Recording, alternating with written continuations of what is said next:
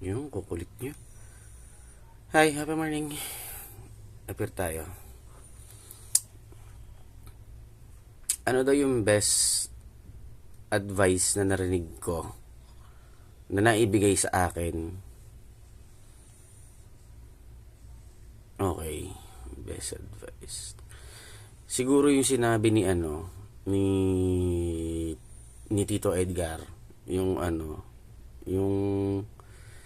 libre lang mangarap. Totoo yun, yung libre lang mangarap.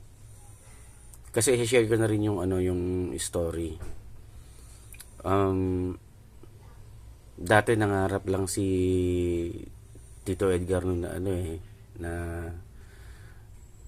basta hindi ko ma-i-detail pero sabi niya sa akin dati yung parang 1 kilong atay o ganon pinapaghati-hatian pa nila lahat yun para lang mapagkasya yung para sa kanila siguro sa maghapon pagkakasya niya yun buong 1 kilo na yun. Tingnan nyo ngayon kung paano siya biniro ng tadhana. 3 yung restaurant. Lahat yun napupuntahan ko. Lahat yun nakakainan ko.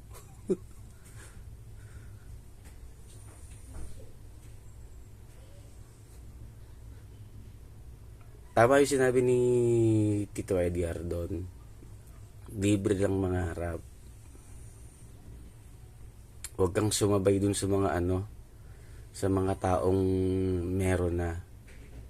Tapos aastakan na meron ka din. Huwag. Antayin mo yung tamang panahon para sa'yo. Yun. Ang galing nung nangyari na yun.